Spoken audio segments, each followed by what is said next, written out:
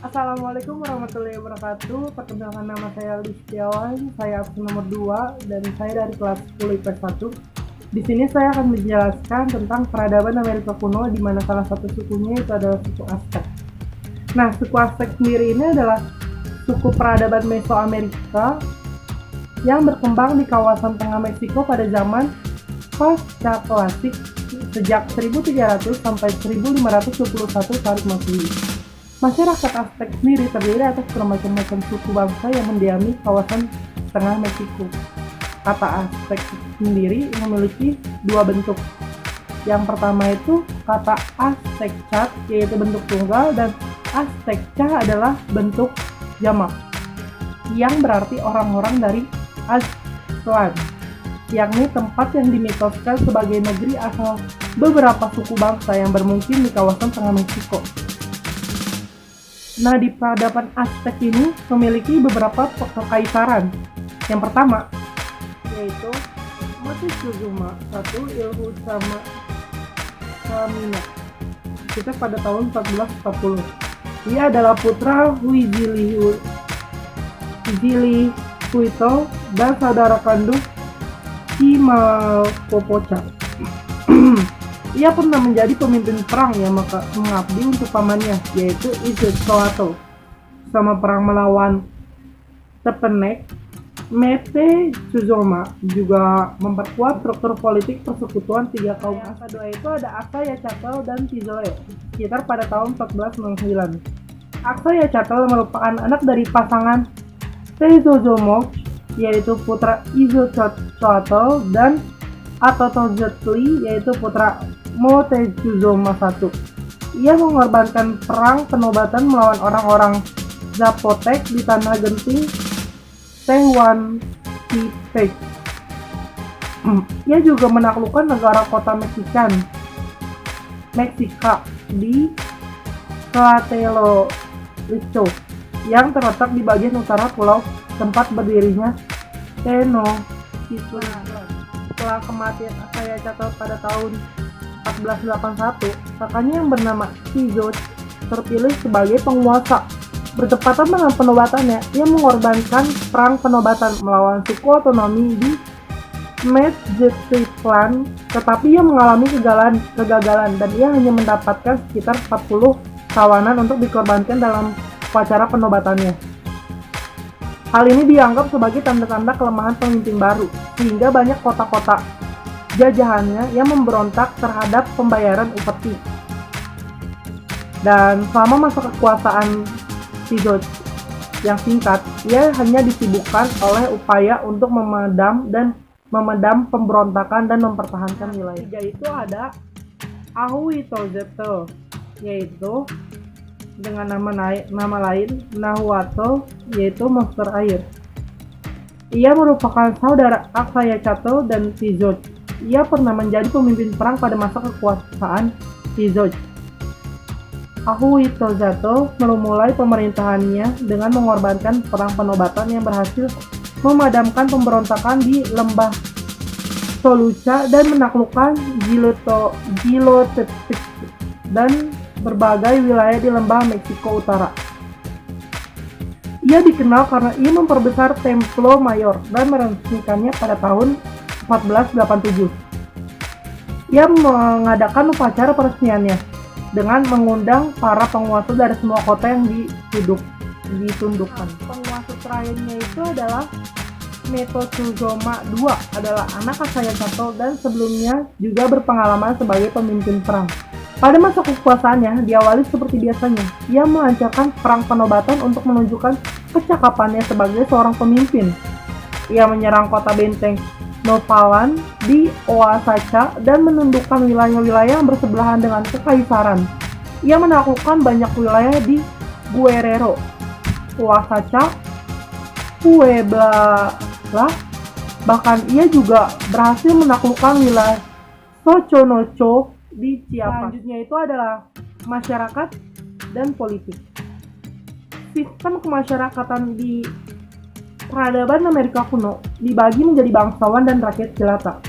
Golongan tertinggi dalam pelampiasan masyarakat Aztec adalah Titilitin, atau kaum bangsawan. Status pilih diturunkan secara turun-temurun dan memberikan berbagai keistimewaan seperti hak untuk mengenakan pakaian yang indah dan menggunakan barang-barang mewah, serta hak untuk memiliki tanah dan mengerahkan para pekerja korupsi. Golongan rakyat jelata disebut Macahuatin. Awalnya golongan ini mencakup para petani, tetapi kemudian juga meliputi semua golongan pekerja rendahan. Nah, selanjutnya itu ada kekeluargaan dan gender. Dalam sistem kekeluargaan Aztec, warisan diberikan kepada anak laki-laki dan perempuan. Maka dari itu, perempuan bisa mempunyai harta benda seperti laki-laki. Alhasil mereka menikmati kebebasan ekonomi yang cukup besar. Laki-laki bekerja di luar rumah sebagai petani, pedagang, pengrajin, dan prajurit. Sedangkan perempuan mengurus rumah tangga. Walaupun begitu, perempuan juga bisa menjadi pedagang kecil, dokter, imam, dan bidan. Sedangkan sistem pernikahan di kaum bangsawan, mereka sering melakukan sistem pernikahan poligami terhadap istri. Yaitu ada Altepetl dan Calpol, yaitu satuan organisasi politik yang utama di peradaban Aztec adalah negara kota. Dalam bahasa Nahuatl disebut Altepetl yang berarti gunung air. Dipimpin oleh seorang penguasa yang disebut Tlatoani. Tiap Altepetl terdapat satu ibu kota yang menjadi pusat keagamaan, ekonomi, dan politik. Altepetl juga menjadi identitas etnis penduduknya. Selanjutnya itu di bidang ekonomi. Yang pertama, pertanian. Masyarakat Aztec sangat bertumbuh pada pertanian jagung. Selain itu juga, tanaman-tanaman utama di peradaban Aztec meliputi kacang-kacangan, labu, cabai, dan amarata. Metode yang paling penting adalah Cinampa, yakni pulau buatan yang dapat mengubah perairan dangkal menjadi perkebunan yang sangat subur dan dapat ditanami di sepanjang tahunnya. Cinampa dibuat dari lapisan-lapisan lumpur yang berasal dari dasar danau dan juga dari berbagai tumbuhan-tumbuhan yang ada di sekitar danau. Selanjutnya itu kerajinan dan perdagangan. Masyarakat Aztec dapat bekerja di luar bidang produksi pangan. Perempuan membuat tenun dari serat agave dan kapas, laki-laki juga menjadi pengrajin keramik.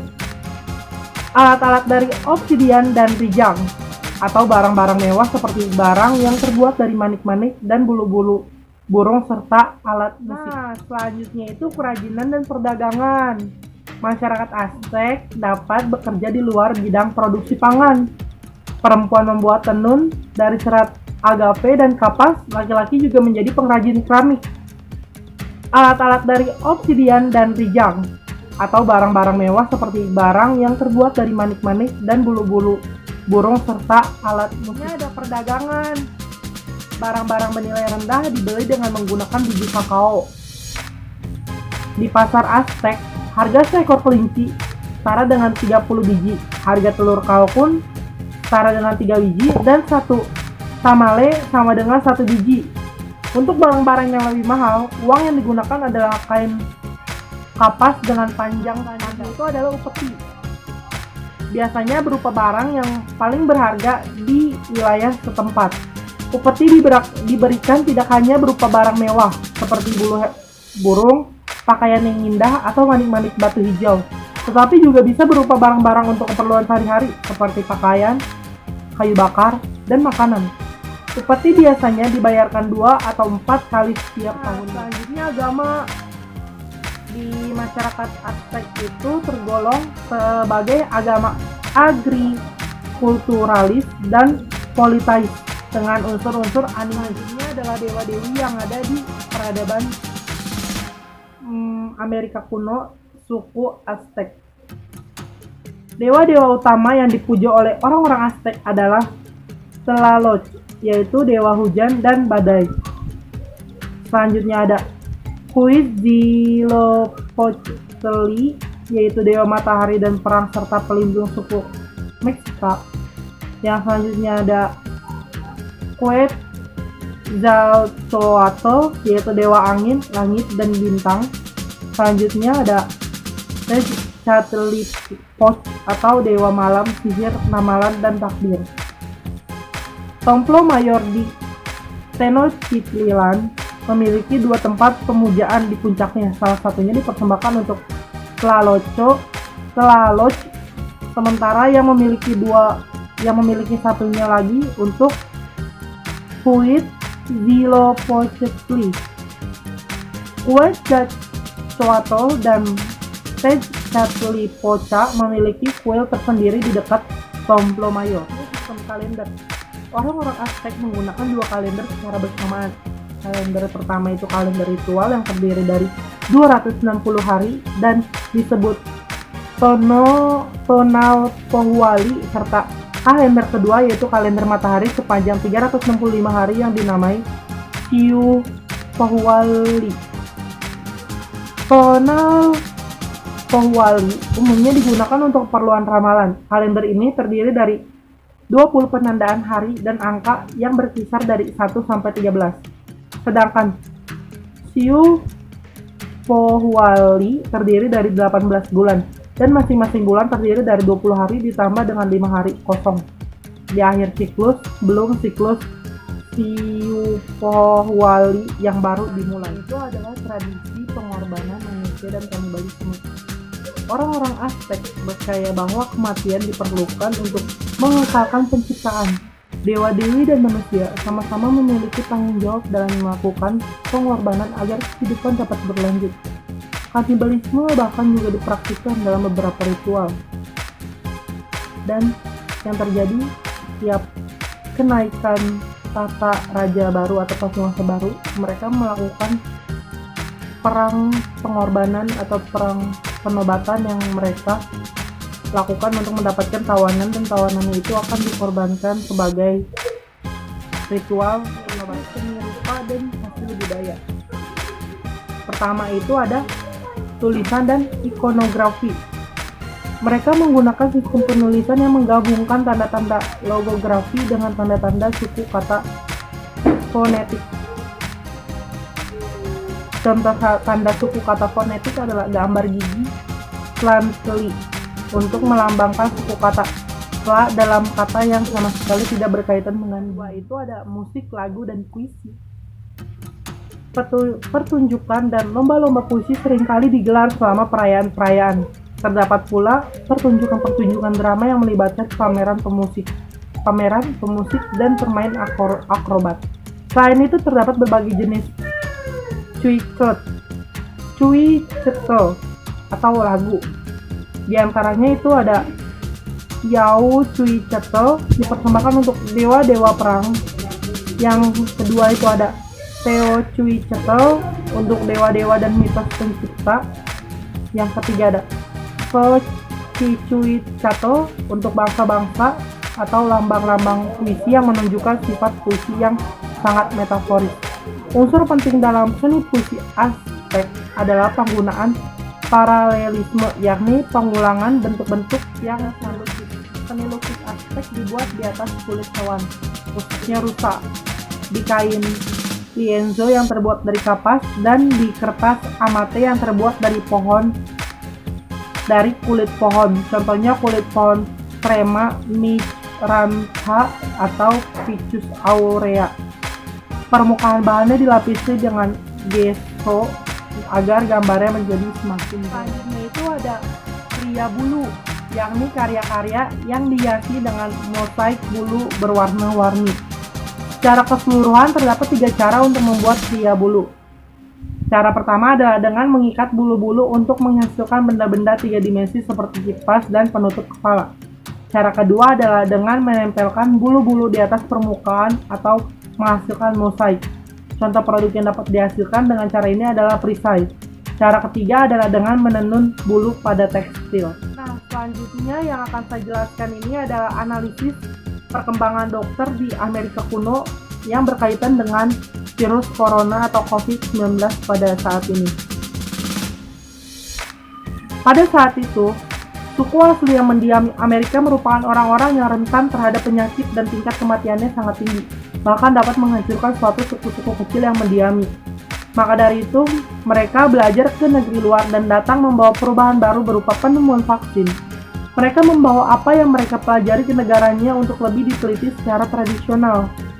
Dan bangsa Amerika sendiri dapat berkembang di dunia dokter karena terjadi suatu peristiwa perang di mana prajuritnya rata-rata meninggal karena terserang penyakit, bukan kalah dalam berperang. Dan hubungannya dengan virus yang melanda saat ini yaitu mereka berani untuk meneliti secara modern tentang virus tersebut agar didapatkan sebuah vaksin yang dapat mengobati.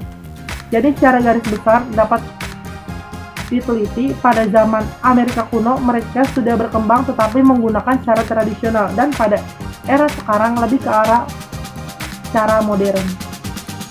Dan dari saya kurang lebihnya mohon maaf. Wassalamualaikum warahmatullahi wabarakatuh. Good night.